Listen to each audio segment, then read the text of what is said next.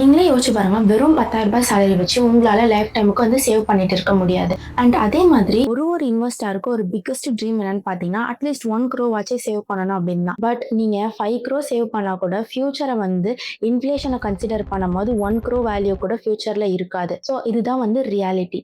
So இந்த வீடியோல நீங்க ஒரு 10,000 சேலரி வாங்குறீங்க அப்படின்னா உங்களுக்கான ஒரு சூட்டபிளான 3 ஆப்ஷன்ஸ் வந்து இந்த வீடியோல நான் சொல்றேன். ஸோ கடைசி வரைக்கும் இந்த வீடியோ வந்து பாருங்க. எங்களோட அபிவிட்டா சேனலை நீங்க இன்னும் சப்ஸ்கிரைப் பண்ணலன்னா மறக்காம எங்களோட அபிவிட்டா சேனலை வந்து சப்ஸ்கிரைப் பண்ணிடுங்க. அப்பதான் நாங்க போடுற ஃபினான்ஷியல் கண்டென்ட் உங்களுக்கு உடனே வந்து சேரும். ஃபர்ஸ்ட் ஆப்ஷன் வந்து ரெக்யூர் டெபாசிட். ரெக்யூர் டெபாசிட்னா என்னன்னு பாத்தீங்கன்னா, இது வந்து உங்களுக்கு சேஃப் அண்ட் செக்யூரான ஒரு இன்வெஸ்ட்மெண்ட் ஆப்ஷன். பட் ஆனா உங்களுக்கு இதுல வந்து இன்ஃபிளேஷன் ரிஸ்க் வந்து இருக்கு. ஸோ இன்ஃபிளேஷன் என்னன்னு பாத்தீங்கன்னா, ஒரு பொருளோட வேல்யூ வந்து டைம் போக போக அந்த வேல்யூ வந்து இன்க்ரீஸ் ஆகிட்டே போகும். அதுதான் இன்ஃபிளேஷன் ரிஸ்க்னு சொல்லுவாங்க. இதுக்கு ஒரு எக்ஸாம்பிள் வந்து பார்க்கணும் அப்படின்னா, இப்போ ஒரு டீயோட பிரைஸ் வந்து 20 ரூபாய் அப்படின்னு இருக்குன்னா ஃபியூச்சர்ல அது 50 ரூபாவா மாறது கூட வாய்ப்பு இருக்கு. ஸோ இதுதான் வந்து இன்ஃபிளேஷன் சொல்லுவாங்க. இது எப்படி வந்து ஆர்டிக்கு வந்து பாதிக்குது அப்படின்னு வந்து பார்க்கலாம். ஆர்டியோட இன்ட்ரெஸ்ட் ரேட் வந்து பாத்தீங்கன்னா 6 to 7% இப்போ வந்து கொடுத்துட்டு இருக்காங்க. பட் வேணா நம்மளோட இந்தியாவோட இன்ஃபிளேஷன் ரேட் வந்து பாத்தீங்கன்னா 6.05% இப்போ கரண்டா இருக்கு. ஸோ இப்போ உங்களுக்கு 6% ஆர்டி ரிட்டர்ன்ஸா வந்து கொடுக்குறாங்க அப்படின்னா உங்களுக்கு 6% இன்ஃபிளேஷன் ரேட் வந்து இருக்குன்னா உங்களுக்கு வந்து ஃபியூச்சர்ல அந்த கார்பஸோட வேல்யூ வந்து கண்டிப்பா அந்த வேல்யூ வந்து கம்மியா தான் இருக்கும்.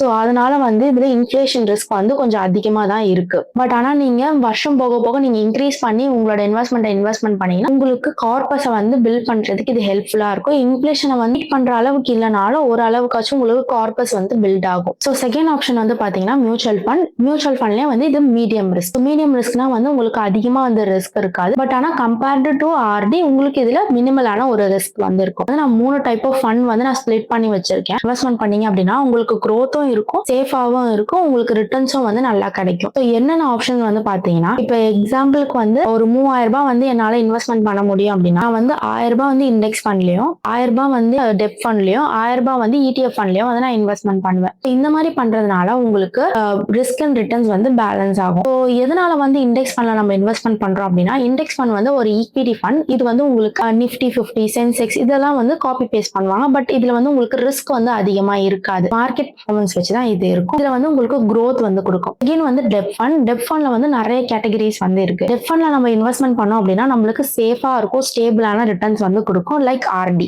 நெக்ஸ்ட் வந்து பாத்தீங்கன்னா ETF ஃபண்ட். ETF ஃபண்ட் வந்து உங்களுக்கு கோல்ட் அண்ட் சில்வர் பிரைஸோட வந்து லிங்க் ஆகிடும். கோல்ட் பிரைஸ் வந்து இன்க்ரீஸ் ஆச்சு அப்படின்னா ETFல இன்வெஸ்ட்மெண்ட் பண்ணிருக்கோம் அப்படின்னா நம்மளுக்கு அதுவும் வந்து இன்க்ரீஸ் ஆகி நல்ல ரிட்டர்ன்ஸ் வந்து கொடுக்கும். ஸோ இதுதான் வந்து மீடியம் ரிஸ்க்ல வந்து மியூச்சுவல் ஃபண்ட்ல இருக்கு. தேர்ட் ஆப்ஷன் வந்து mutual fund aggressive risk. Aggressive ரிஸ்க்னா வந்து உங்களுக்கு ரிஸ்க் வந்து இதுல அதிகமாவே வந்து இருக்கும். பட் அதே அளவுக்கு உங்களுக்கு ரிட்டர்ன்ஸும் வந்து அதிகமா இருக்கும். இதுல வந்து நீங்க வெறும் ஈக்விட்டி ஃபண்ட்ஸ்ல மட்டும் தான் இன்வெஸ்ட்மெண்ட் பண்ணுவீங்க. ஈக்விட்டி ஃபண்ட்ஸ்லயே வந்து நிறைய டைப்ஸ் இருக்கு. லைக் வந்து பாத்தீங்கன்னா large cap, mid cap, small cap, ELSS fund and வந்து சில்ட்ரன்ஸ் ஃபண்ட், ரிட்டையர்மெண்ட் ஃபண்ட், நிறைய ஃபண்ட்ஸ் வந்து இருக்கு. பட் ஆனா வந்து இதுல உங்களுக்கு ரிஸ்க்கும் வந்து அதிகமா இருக்கு. இந்த மாதிரி ஈக்விட்டி ஃபண்ட்ஸ்ல வந்து இன்வெஸ்ட்மெண்ட் பண்றதுனால உங்களுக்கு growth வந்து அதிகமா கிடைக்கும். இன்ட்ரெஸ்ட் ரேட்டே வந்து 15% மேலே வந்து கொடுக்கும். அதனால வந்து உங்களுக்கு இன்ஃபிளேஷனை பீட் பண்றது இதுக்கு ரொம்ப ஹெல்ப்ஃபுல்லா வந்து இருக்கும். ஆப்ஷன் 4 எல்லாம் கிடையாது. பட் ஆனா நீங்க ஸ்டாக் மார்க்கெட்லயே வந்து நீங்க இன்வெஸ்ட்மெண்ட் பண்ணலாம். ஸ்டாக் மார்க்கெட்ல வந்து நீங்களே வந்து ரிசர்ச் பண்ணி நீங்களே சூஸ் பண்ணி நீங்க இன்வெஸ்ட்மெண்ட் பண்ணணும். மியூச்சுவல் ஃபண்ட் மாதிரி கிடையாது. ஃபண்ட் மேனேஜர் வந்து பாத்துக்க மாட்டாங்க. அதனால வந்து நான் ஸ்டாக் மார்க்கெட் வந்து இந்த வீடியோல வந்து நான் சஜஸ்ட் பண்ண மாட்டேன். நீங்க ஸ்டாக் மார்க்கெட்ல இன்வெஸ்ட்மெண்ட் பண்றீங்க அப்படின்னா நல்லா ரிசர்ச் பண்ணிட்டு நீங்க இன்வெஸ்ட்மெண்ட் பண்ணுங்கன்னு நான் சொல்வேன்.